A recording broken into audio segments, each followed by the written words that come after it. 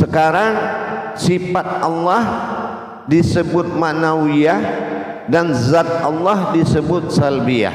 Sekarang ini kan belum ada kata-kata sifat itu, baru cerita yang selama ini kita punya, ya.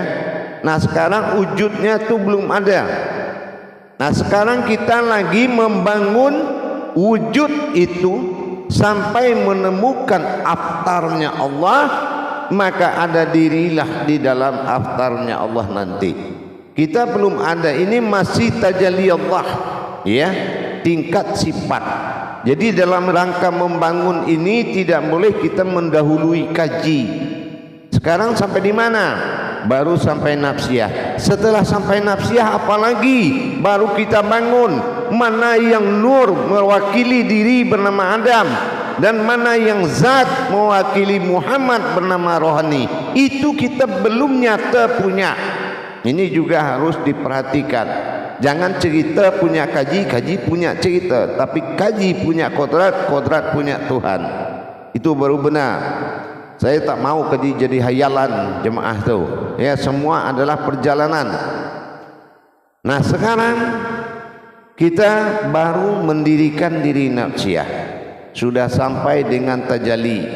Akhirnya bertemulah diri yang halus bernama nafsiyah. Dan nafsiyah sudah membentuk kodrat pada an-nazir kita, yaitu napas, tanapas, ampas, nupus bertajali kepada an-nazir yang 4 ini.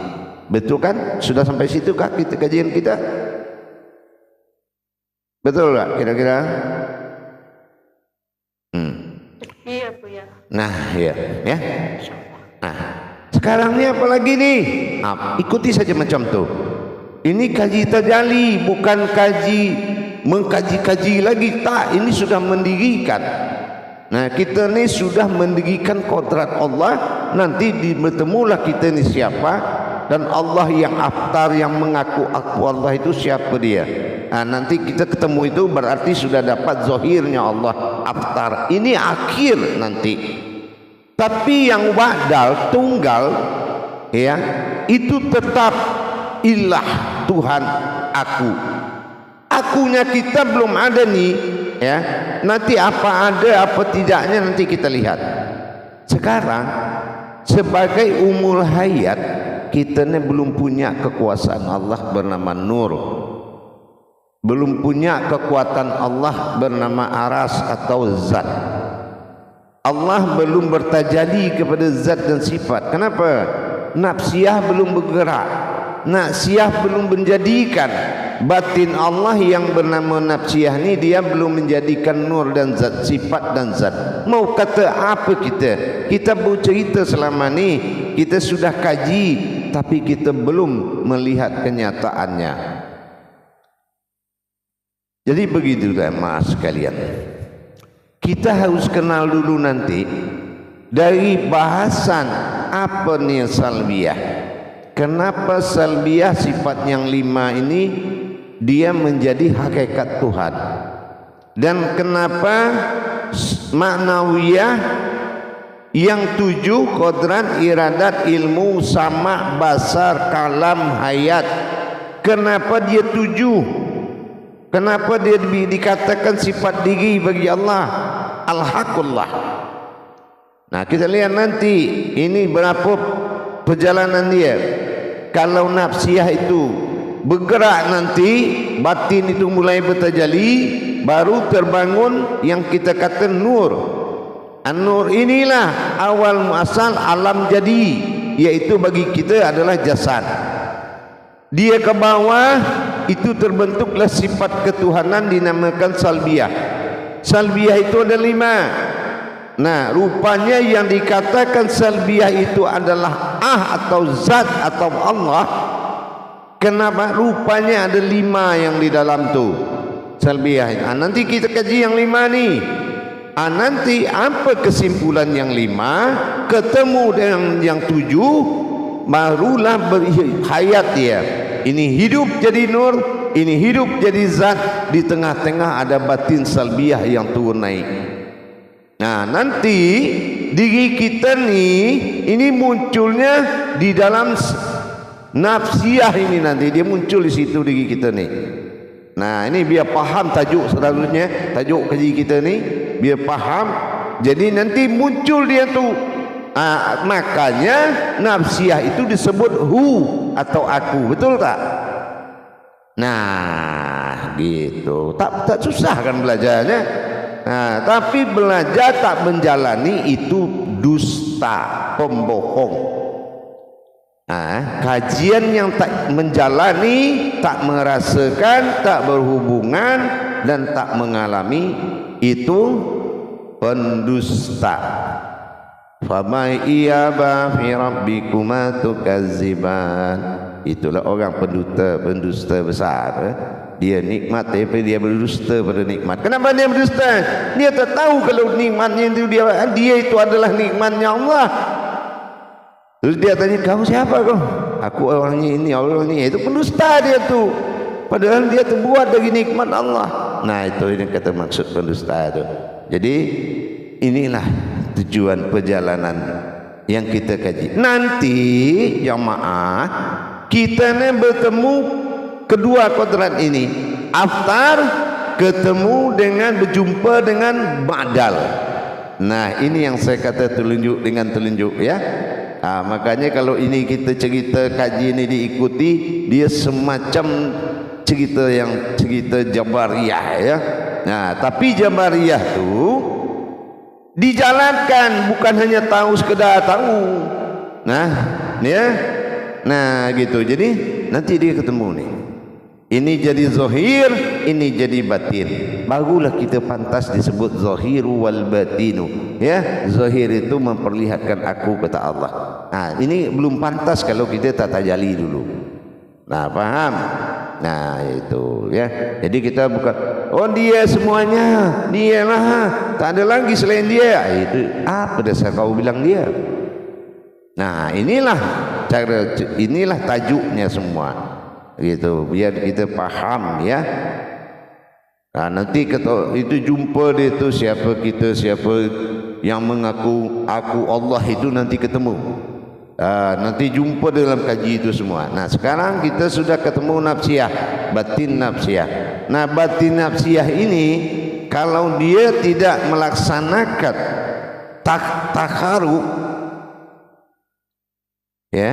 Nah, ini tak akan tahu kita nih.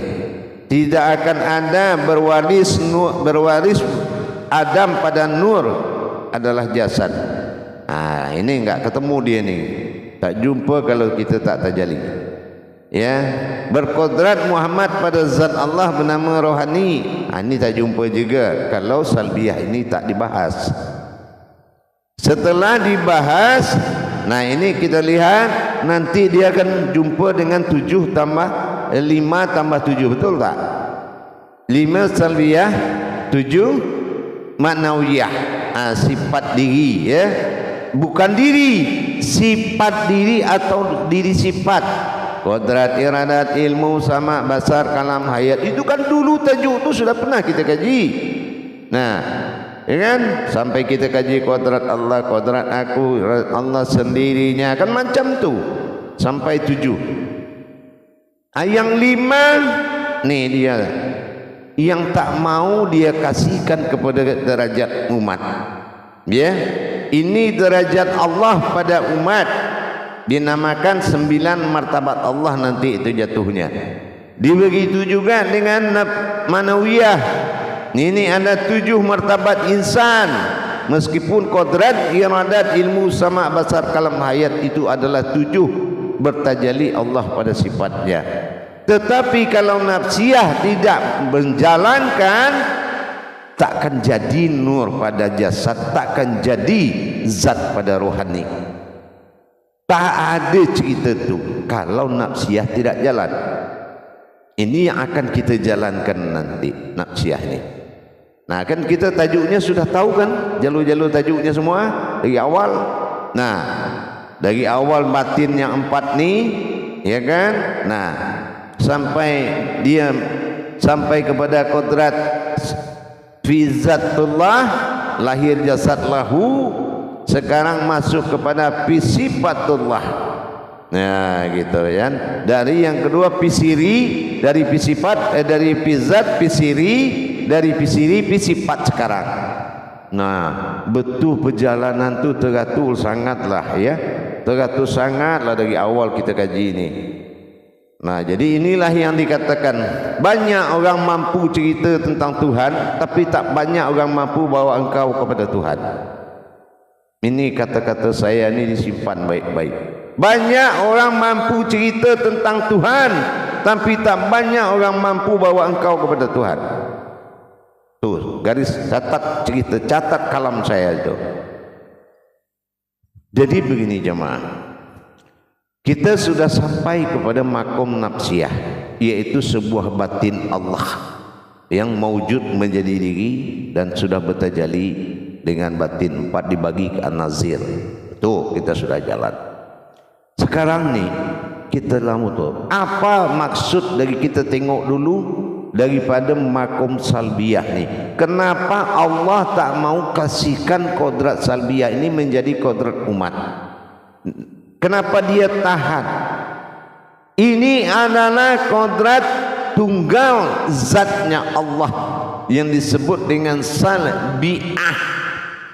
Ya, bi adalah batin, adalah zat. Ini adalah batin Allah yang ada pada zat. Nah, dikatakan salbiyah.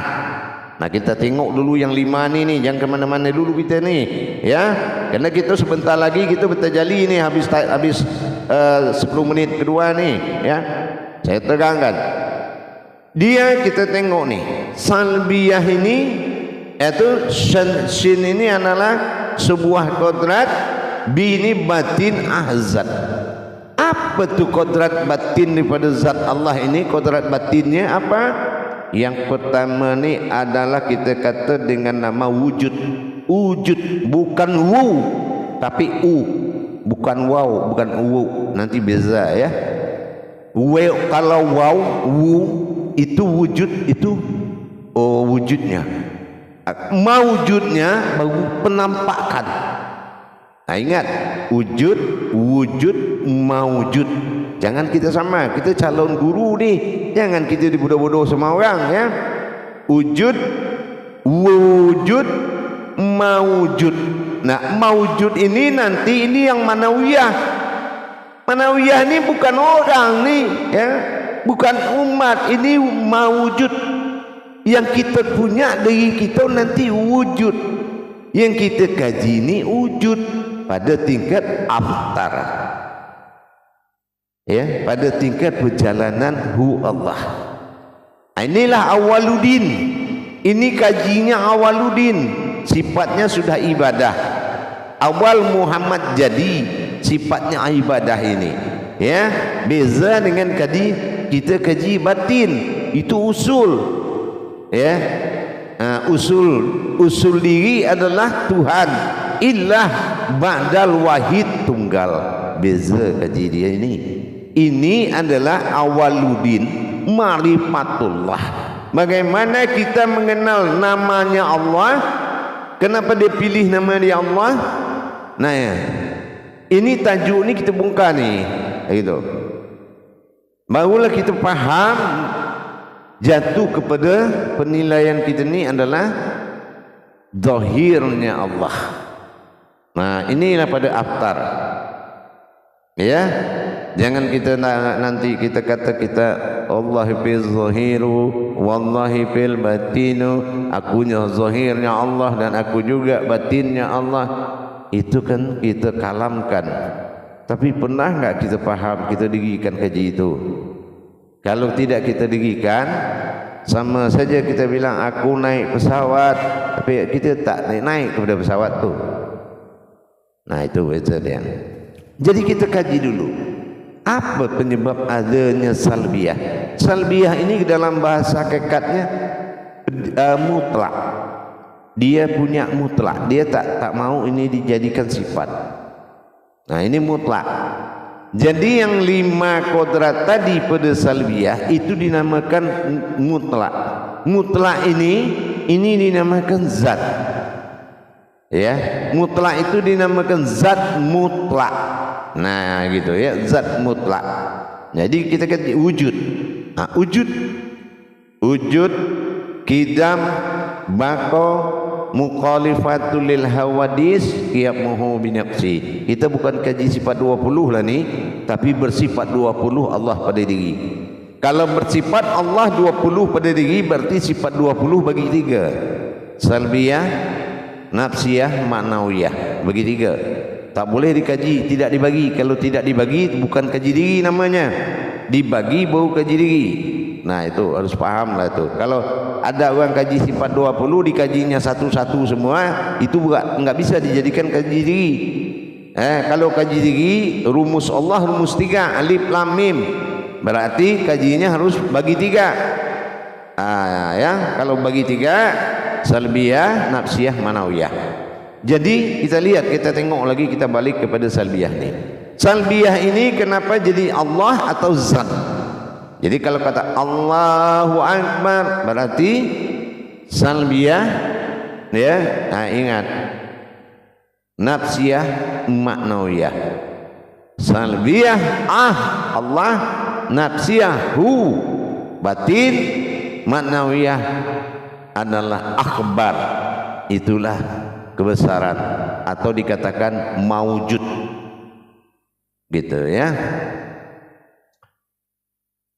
Kita tengok dulu ke salbiyahnya. Salbiyah itu ada 5, 1 wujud. Maksud wujud ni apa? Kenapa dia tak mau serahkan kepada kita apa makna hakikat daripada wujud tu? Nah, wujud. Nah, wujud di sini arti maknanya ada. Ya, ada. Nah, ada ni maksud adanya apa? Ada ini kepada tingkat la maujud, ya. Itu yang dikatakan la maujudun illallah. Nah, jadi kalau dia ada, tingkatnya la maujudun illallah. Tak boleh kita akui yang ada. Kalau dia tak, hanya dia yang ada. Kalau kita masih mengatakan ada yang lain selain daripada dia, maka wujud ini tidak berlaku. Ini tidak boleh, karena yang wujud hanya Allah. Nah, gitu ya. Jadi lawannya adalah mustahil, ya, tiada. Kalau mustahil tiada, nah inilah yang kita kata daripada sifat Tuhan, ya. Jadi tidak ada Tuhan lain selain daripada satu wujud. Wujudnya wujudullah. Nah, gitu, itu paham? Itu yang dimaksud dengan wujud. Yang kedua ini adalah dimaksud dengan kidam. Nah, kidam yang dimaksud di sini apa? Jadi kita ini harus bersifat menyusul, tak boleh mendahului. Nah, bisa tak kita macam tu? Nah, ya. Jadi apa saja satu hal, benda yang akan kita kerjakan, kita ni adalah orang yang mengulang, tak orang memulai. Itu yang dimaksud kidam. Jadi hati kita ni harus macam tu terus. Bisa tak kita macam tu? Ya, tak bisa lah. Kalau tak bisa, berarti dia yang punya kidam. Itu yang dia tak kasih sama kita. Makanya dia katakan salbiyah. Itu tidak bisa kau tu, katanya. Gitu.